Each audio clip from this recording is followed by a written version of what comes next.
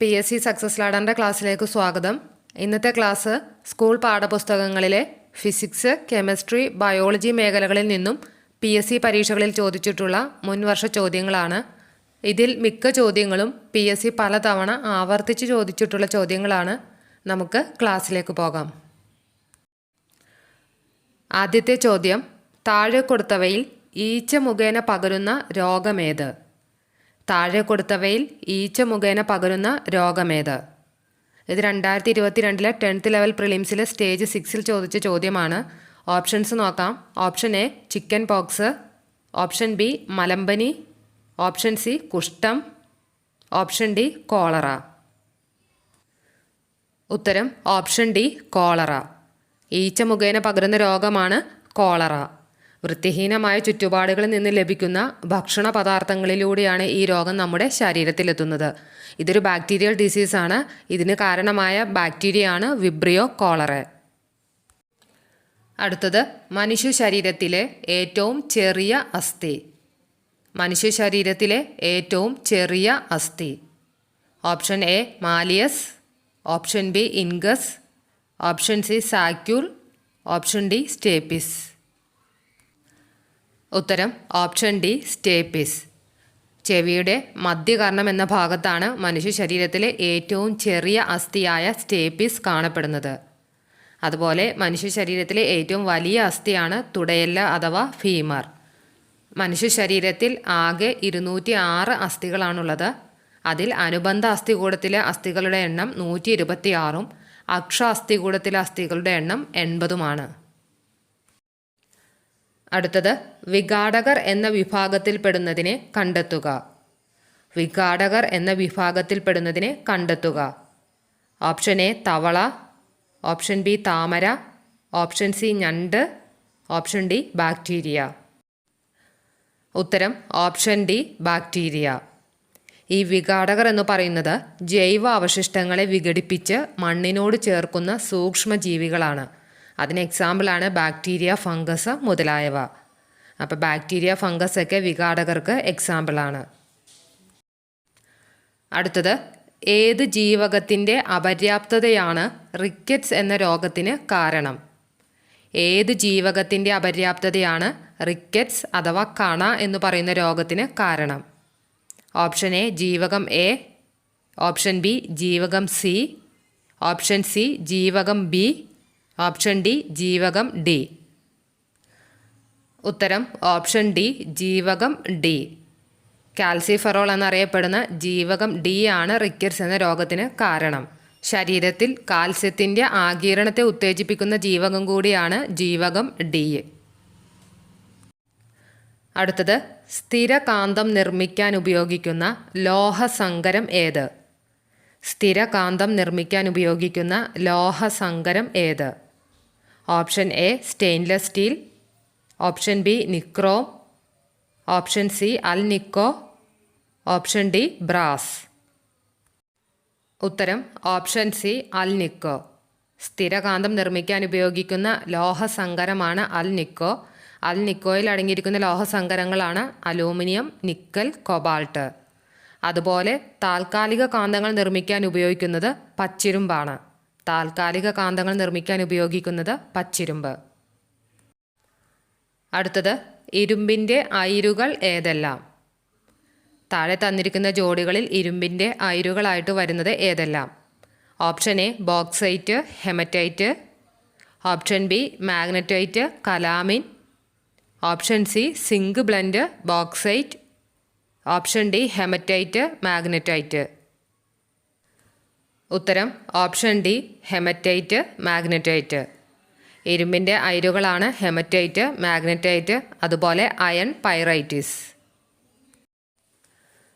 അടുത്ത ചോദ്യം, ഒരേ ആറ്റോമിക നമ്പറും വ്യത്യസ്ത മാസ് നമ്പറുമുള്ള ഒരേ മൂലകത്തിൻ്റെ വ്യത്യസ്ത ആറ്റങ്ങളെ ഡാഷ് എന്ന് പറയുന്നു. ഒരേ ആറ്റോമിക നമ്പറും വ്യത്യസ്ത മാസ് നമ്പറുമുള്ള ഒരേ മൂലകത്തിൻ്റെ വ്യത്യസ്ത ആറ്റങ്ങളെ ഡാഷ് എന്ന് പറയുന്നു. ഓപ്ഷൻ എ ഐസോമെറുകൾ, ഓപ്ഷൻ ബി ഐസോബാറുകൾ, ഓപ്ഷൻ സി ഐസോടോപ്പുകൾ, ഓപ്ഷൻ ഡി ഐസോടോണുകൾ. ഉത്തരം ഓപ്ഷൻ സി ഐസോടോപ്പുകൾ. ഒരേ ആറ്റോമിക് നമ്പറും വ്യത്യസ്ത മാസ് നമ്പറുമുള്ള ആറ്റങ്ങളെയാണ് ഐസോടോപ്പുകൾ എന്ന് പറയുന്നത്. അതുപോലെ ഒരേ മാസ് നമ്പറും വ്യത്യസ്ത ആറ്റോമിക് നമ്പറുമുള്ള ആറ്റങ്ങളെ ഐസോബാറുകൾ എന്ന് പറയുന്നു. അതുപോലെ ന്യൂട്രോണുകളുടെ എണ്ണം ഒരേപോലെയുള്ള ആറ്റങ്ങളെ ഐസോടോണുകൾ എന്നും പറയുന്നു.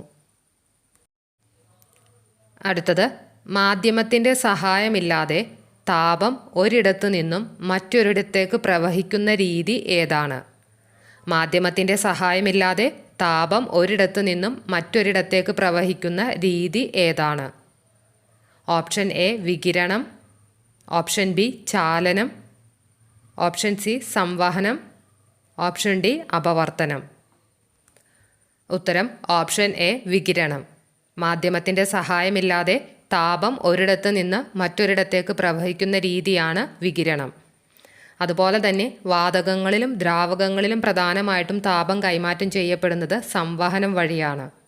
വാതകങ്ങളിലും ദ്രാവകങ്ങളിലും താപം പ്രധാനമായിട്ടും കൈമാറ്റം ചെയ്യപ്പെടുന്നത് സംവഹനം വഴിയാണ്. അതുപോലെ ഒരു വസ്തുവിൻ്റെ ഒരറ്റത്ത് നിന്നും മറ്റേ അറ്റത്തേക്ക് താപം കൈമാറ്റം ചെയ്യപ്പെടുന്ന രീതിക്ക് പറയുന്ന പേരാണ് ചാലനം. അടുത്ത ക്വസ്റ്റ്യൻ, ചുവടെ ചേർത്തിരിക്കുന്ന വാതകങ്ങളിൽ ഹരിതഗ്രഹവാതകമല്ലാത്തത് ഏത്? ചുവടെ ചേർത്തിരിക്കുന്ന വാതകങ്ങളിൽ ഹരിതഗ്രഹവാതകമല്ലാത്തത് ഏത്? Option A carbon dioxide, option B nitrogen, option C methane, option D chlorofluorocarbon. ഉത്തരം ഓപ്ഷൻ ബി നൈട്രജൻ. ഹരിതഗ്രഹവാതകങ്ങൾക്ക് ഉദാഹരണമല്ലാത്തത് nitrogen. Carbon dioxide, methane, nitrous oxide തുടങ്ങിയവയെല്ലാം ഹരിതഗ്രഹവാതകങ്ങളാണ്. അടുത്തത്, BCG വാക്സിൻ ഏത് രോഗപ്രതിരോധത്തിന് വേണ്ടിയുള്ളതാണ്? BCG വാക്സിൻ ഏത് രോഗപ്രതിരോധത്തിന് വേണ്ടിയുള്ളതാണ്? Option A diphtheria, option B meningitis, option C villain ചുമ, ഓപ്ഷൻ ഡി ക്ഷയം. ഉത്തരം ഓപ്ഷൻ ഡി ക്ഷയം. ക്ഷയരോഗം തടയുന്നതിന് നൽകുന്ന വാക്സിനാണ് BCG വാക്സിൻ. രോഗങ്ങളുടെ രാജാവ് എന്നറിയപ്പെടുന്ന രോഗമാണ് ക്ഷയം.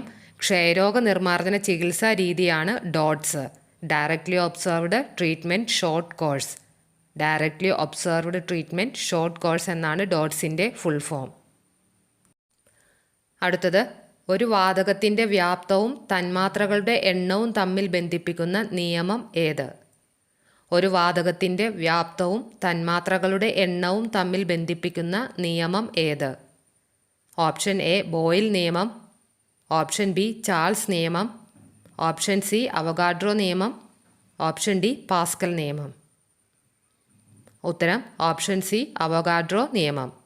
ഒരു വാതകത്തിൻ്റെ വ്യാപ്തവും തന്മാത്രകളുടെ എണ്ണവും തമ്മിൽ ബന്ധിപ്പിക്കുന്ന നിയമമാണ് അവഗാഡ്രോ നിയമം. അടുത്ത ചോദ്യം, താഴെ കൊടുത്തിട്ടുള്ളവയിൽ ഏതാണ് ഏക ആറ്റോമികം? താഴെ കൊടുത്തിട്ടുള്ളവയിൽ ഏതാണ് ഏക ആറ്റോമികം? Option A helium, option B chlorine, option C വെള്ളം, ഓപ്ഷൻ ഡി ഫ്ലൂറിൻ. ഉത്തരം ഓപ്ഷൻ എ ഹീലിയം. ഏറ്റവും ഭാരം കുറഞ്ഞ ഉത്കൃഷ്ടവാതകമാണ് ഹീലിയം. അടുത്തത്, താഴെ കൊടുക്കുന്നവയിൽ പ്രകാശിക സാന്ദ്രത ഏറ്റവും കൂടിയ മാധ്യമം ഏത്? താഴെ കൊടുക്കുന്നവയിൽ പ്രകാശിക സാന്ദ്രത ഏറ്റവും കൂടിയ മാധ്യമം ഏത്? ഓപ്ഷൻ എ ശൂന്യത, ഓപ്ഷൻ ബി വജ്രം, ഓപ്ഷൻ സി ജലം, ഓപ്ഷൻ ഡി വായു. ഉത്തരം ഓപ്ഷൻ ബി വജ്രം. പ്രകാശ സാന്ദ്രത ഏറ്റവും കൂടിയ മാധ്യമമാണ് വജ്രം. അതുപോലെ പ്രകാശ വേഗത ഏറ്റവും കൂടുതൽ ശൂന്യതയിലാണ്. പ്രകാശ വേഗത ഏറ്റവും കൂടുതൽ ശൂന്യതയിലാണ്. വ്യത്യസ്ത മാധ്യമങ്ങളിൽ പ്രകാശ സാന്ദ്രത വ്യത്യസ്ത അളവിലാണെന്ന് കണ്ടെത്തിയത് ലിയോൺ ഫുക്കാൾട്ടാണ്. അതുപോലെ തന്നെ പ്രകാശ വേഗത കൂടുതൽ ശൂന്യതയിലാണെന്ന് കണ്ടെത്തിയതും ലിയോൺ ഫുക്കാൾട്ടാണ്. അടുത്ത ചോദ്യം, ശരീരത്തിൻ്റെ തുലനാവസ്ഥ നിയന്ത്രിക്കുന്ന ഭാഗം. ശരീരത്തിൻ്റെ തുലനാവസ്ഥ നിയന്ത്രിക്കുന്ന ഭാഗം. Option A cerebellum, option B thalamus, option C hypothalamus, option D cerebrum. ഉത്തരം ഓപ്ഷൻ എ സെറിബെല്ലം. ശരീരത്തിൻ്റെ തുലനാവസ്ഥ നിയന്ത്രിക്കുന്ന ഭാഗമാണ് സെറിബെല്ലം. അതുപോലെ മദ്യം ബാധിക്കുന്ന തലച്ചോറിൻ്റെ ഭാഗവുമാണ് സെറിബെല്ലം. ലിറ്റിൽ ബ്രെയിൻ എന്നറിയപ്പെടുന്ന ഭാഗം കൂടിയാണ് സെറിബെല്ലം. ഇത്രയും ഓർത്തിരിക്കുക. അടുത്ത ചോദ്യം, മനുഷ്യൻ്റെ ശ്രവണ പരിധി. മനുഷ്യൻ്റെ ശ്രവണ പരിധി. ഓപ്ഷൻ എ 2 ഹേർട്സിനും 20 കിലോ ഹേർട്സിനും ഇടയിൽ. ഓപ്ഷൻ ബി 20 ഹേർട്സിനും 2000 ഹേർട്സിനും ഇടയിൽ. ഓപ്ഷൻ സി 2 ഹേർട്സിനും 200 കിലോ ഹേർട്സിനും ഇടയിൽ. ഓപ്ഷൻ ഡി 20 ഹേർട്സിനും 20000 ഹേർട്സിനും ഇടയിൽ. ഉത്തരം ഓപ്ഷൻ ഡി ആണ്, 20 ഹേർട്സിനും 20000 ഹേർട്സിനും ഇടയിൽ. ഇത് കിലോ ഹേർട്സിലാണ് ഹേർട്സിലാണ് തന്നിരിക്കുന്നതെന്ന് നോക്കണം. കിലോ ഹേർട്സിൽ പറയുവാണെങ്കിൽ 20 ഹേർട്സിനും 20 കിലോ ഹേർട്സിനും ഇടയിൽ. അടുത്തത്, കോപ്പറിൻ്റെയും ടിന്നിൻ്റെയും ലോഹസങ്കരം ഏത്? കോപ്പറിൻ്റെയും ടിന്നിൻ്റെയും ലോഹസങ്കരം ഏത്? Option A bronze. Option B steel. Option C brass. Option D tungsten. ഉത്തരം ഓപ്ഷൻ എ ആണ്, ബ്രോൺസ്. കോപ്പറിൻ്റെയും ടിന്നിൻ്റെയും സങ്കരലോഹമാണ് ബ്രോൺസ് അഥവാ ഓട്. അതുപോലെ തന്നെ മറ്റൊരു ലോഹസങ്കരമാണ് ബ്രാസ് അഥവാ പിച്ചള. ഇതിലടങ്ങിയിരിക്കുന്ന ഘടകലോഹങ്ങളാണ് സിങ്ക്, കോപ്പർ. ബ്രാസിൽ സിങ്കും കോപ്പറും, ബ്രോൺസിൽ കോപ്പറും ടിന്നും. അടുത്തത്, ഊർജം അളക്കുന്നതിനുള്ള യൂണിറ്റ്. ഊർജം അളക്കുന്നതിനുള്ള unit. Option A joule. Option B newton. Option C decibel. Option D ampere. ഉത്തരം ഓപ്ഷൻ എ ജൂൾ. ഊർജം അളക്കുന്നതിനുള്ള യൂണിറ്റ് ജൂൾ ആണ്. പ്രവൃത്തി ചെയ്യാനുള്ള കഴിവിനെയാണ് ഊർജം എന്ന് പറയുന്നത്. അടുത്തത്, മനുഷ്യ ശരീരത്തിൽ യൂറിയ നിർമ്മിക്കപ്പെടുന്ന അവയവം ഏതാണ്? മനുഷ്യ ശരീരത്തിൽ യൂറിയ നിർമ്മിക്കപ്പെടുന്ന അവയവം ഏതാണ്? ഓപ്ഷൻ എ വൃക്ക. ഓപ്ഷൻ ബി ഹൃദയം. ഓപ്ഷൻ സി കരൾ. ഓപ്ഷൻ ഡി മൂത്രാശയം. ഉത്തരം ഓപ്ഷൻ സി കരൾ. മനുഷ്യ ശരീരത്തിൽ യൂറിയ നിർമ്മിക്കപ്പെടുന്ന അവയവമാണ് കരൾ. അതുപോലെ തന്നെ മനുഷ്യ ശരീരത്തിലെ ഏറ്റവും വലിയ ഗ്രന്ഥിയും ഏറ്റവും വലിയ ആന്തരിക അവയവവും കരളാണ്. ശരീരത്തിലെ രാസപരീക്ഷണശാല എന്നറിയപ്പെടുന്നതും കരളാണ്. അടുത്തത്, രാസവസ്തുക്കളുടെ രാജാവ് എന്ന പേരിൽ അറിയപ്പെടുന്നത്. രാസവസ്തുക്കളുടെ രാജാവ് എന്ന പേരിൽ അറിയപ്പെടുന്നത്. Option A sodium chloride. Option B hydrochloric acid. Option C copper sulphate. Option D sulphuric acid. ഉത്തരം ഓപ്ഷൻ ഡി സൾഫ്യൂരിക് ആസിഡ്. രാസവസ്തുക്കളുടെ രാജാവ് എന്ന പേരിൽ അറിയപ്പെടുന്നത് സൾഫ്യൂരിക് ആസിഡാണ്. സൾഫ്യൂരിക് ആസിഡ് വ്യാവസായികമായി നിർമ്മിക്കുന്ന പ്രക്രിയയാണ് സമ്പർക്ക പ്രക്രിയ അഥവാ കോണ്ടാക്ട് പ്രോസസ്സ്. ഈ സൾഫ്യൂരിക് ആസിഡിൻ്റെ നിർമ്മാണത്തിൽ ഉപയോഗിക്കുന്ന ഉൾപ്രേരകമാണ് വനേഡിയം പെൻറ്റോക്സൈഡ്. മൂലകങ്ങളെ അവയുടെ ആറ്റോമിക നമ്പറിൻ്റെ അടിസ്ഥാനത്തിൽ ആദ്യമായി വർഗീകരണം നടത്തിയ ശാസ്ത്രജ്ഞൻ ആര്? മൂലകങ്ങളെ അവയുടെ ആറ്റോമിക് നമ്പറിൻ്റെ അടിസ്ഥാനത്തിൽ ആദ്യമായി വർഗീകരണം നടത്തിയ ശാസ്ത്രജ്ഞൻ ആര്? Option A Lavoisier. Option B Mendeleev. Option C Moseley. Option D Rutherford. ഉത്തരം ഓപ്ഷൻ സി മോസ്ലി. മൂലകങ്ങളെ അവയുടെ ആറ്റോമിക് നമ്പറിൻ്റെ അടിസ്ഥാനത്തിൽ വർഗീകരണം നടത്തിയ ശാസ്ത്രജ്ഞനാണ് ഹെൻറി മോസ്ലി. ആറ്റോമിക് നമ്പർ കൂടി വരുന്ന ക്രമത്തിലാണ് മോസ്ലി മൂലകങ്ങളെ ക്രമീകരിച്ചത്. അടുത്തത്, വാഹനങ്ങളിലെ റിയർ വ്യൂ മിറർ ആയി ഉപയോഗിക്കുന്ന ദർപ്പണം ഏതാണ്? വാഹനങ്ങളിലെ റിയർ വ്യൂ മിറർ ആയി ഉപയോഗിക്കുന്ന ദർപ്പണം ഏതാണ്? ഓപ്ഷൻ എ കോൺവെക്സ് ദർപ്പണം. ഓപ്ഷൻ ബി സമതല ദർപ്പണം. ഓപ്ഷൻ സി കോൺകേവ് ദർപ്പണം. ഓപ്ഷൻ ഡി ഇവയൊന്നുമല്ല. ഉത്തരം ഓപ്ഷൻ എ കോൺവെക്സ് ദർപ്പണം. വാഹനങ്ങളിൽ റിയർ വ്യൂ മിററായി ഉപയോഗിക്കുന്ന ദർപ്പണമാണ് കോൺവെക്സ് ദർപ്പണം. അതുപോലെ കോൺവെക്സ് ദർപ്പണത്തിൽ പ്രതിബിംബം എല്ലായ്പ്പോഴും മുഖ്യ ഫോക്കസിനും പോളിനും ഇടയിലായിരിക്കും രൂപപ്പെടുന്നത്. കോൺവെക്സ് ദർപ്പണത്തിൽ പ്രതിബിംബം എല്ലായ്പ്പോഴും മുഖ്യ ഫോക്കസിനും പോളിനും ഇടയിലായിരിക്കും രൂപപ്പെടുന്നത്. ഈ പ്രതിബിംബം ചെറുതും മിഥ്യയും നിവർന്നതുമായിരിക്കും. അത്രയും ഓർത്തിരിക്കുക. മുഖ്യ ഫോക്കസിനും പോളിനും ഇടയിലായിരിക്കും പ്രതിബിംബം ചെറുതും മിഥ്യയും നിവർന്നതുമായിരിക്കും. അടുത്തത്, കുരുമുളകിൽ ദ്രുതവാട്ടത്തിന് കാരണമായ രോഗകാരി. കുരുമുളകിൽ ദ്രുതവാട്ടത്തിന് കാരണമായ രോഗകാരി ഏതാണ്? Option A protozoa, option B bacteria, option C fungus, option D virus. ഉത്തരം ഓപ്ഷൻ സി ഫംഗസ്. കുരുമുളകിൽ ദ്രുതവാട്ടത്തിന് കാരണമാകുന്ന രോഗകാരിയാണ് ഫംഗസ്. അതുപോലെ തന്നെ തെങ്ങിൻ്റെ കൂമ്പ് ചീയൽ, അതിന് കാരണവും ഫംഗസാണ്. കുരുമുളകിൻ്റെ ദ്രുതവാട്ടം, തെങ്ങിൻ്റെ കൂമ്പ് ചീയൽ, ഇതിനൊക്കെ കാരണം ഫംഗസാണ്. അതുപോലെ നെൽച്ചെടിയിലെ ബ്ലൈറ്റ് രോഗം, വഴുതനയിലെ വാട്ടരോഗം, ഇതിനൊക്കെ കാരണം ബാക്ടീരിയ. നെൽച്ചെടിയിലെ ബ്ലൈറ്റ് രോഗം, വഴുതനയിലെ വാട്ടരോഗം, ഇതിന് കാരണമായ രോഗകാരിയാണ് ബാക്ടീരിയ.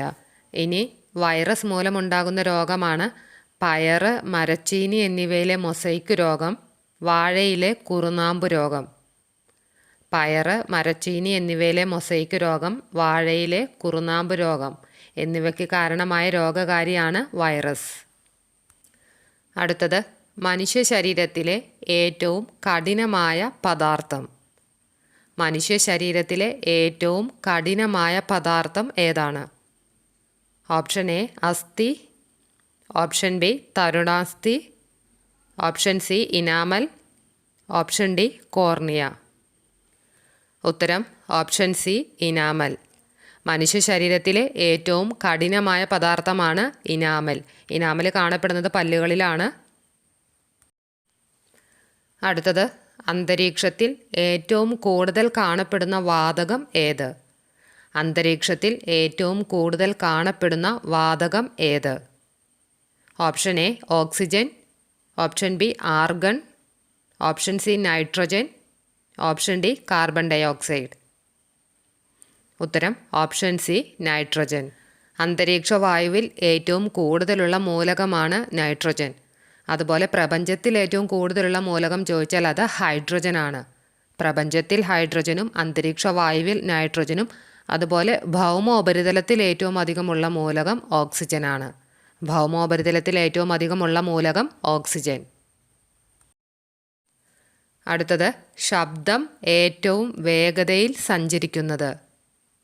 ശബ്ദം ഏറ്റവും വേഗതയിൽ സഞ്ചരിക്കുന്നത് ഏത് മാധ്യമത്തിലൂടെയാണ്? ഓപ്ഷൻ എ ശൂന്യതയിൽ, ഓപ്ഷൻ ബി വെള്ളത്തിൽ, ഓപ്ഷൻ സി വായുവിൽ, ഓപ്ഷൻ ഡി ഖരവസ്തുവിൽ.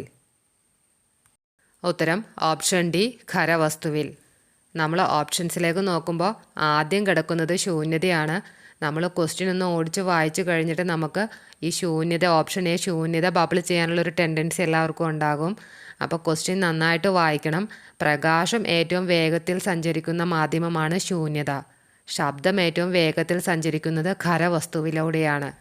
PSC പരീക്ഷകളിൽ നമ്മൾ ഏറ്റവും കൂടുതൽ തെറ്റിക്കുന്നത് നമുക്ക് നന്നായിട്ട് അറിയാവുന്ന ഈസി ക്വസ്റ്റ്യൻസ് ആയിരിക്കും. കാരണം നമ്മുടെ ഓവർ കോൺഫിഡൻസ് തന്നെയാണ്. നമ്മൾ ആ ക്വസ്റ്റ്യന് അതിൻ്റെ ഓപ്ഷൻസ് ഒന്നും വായിക്കാനുള്ള സാവകാശം പോലും നമ്മൾ കൊടുക്കില്ല. അതുകൊണ്ട് എല്ലാവരും പരീക്ഷ എഴുതുമ്പോൾ നന്നായി ക്വസ്റ്റ്യനും അതിൻ്റെ ഓപ്ഷൻസും നന്നായി വായിച്ചതിന് ശേഷം മാത്രം ബബിൾ ചെയ്യാൻ ശ്രമിക്കുക. ഇന്നത്തെ ക്ലാസ് ഇവിടെ പൂർണ്ണമാവുകയാണ്. എൻ്റെ ക്ലാസ് എല്ലാവർക്കും ഉപകാരപ്രദമായിരിക്കുമെന്ന് വിശ്വസിക്കുന്നു. താങ്ക്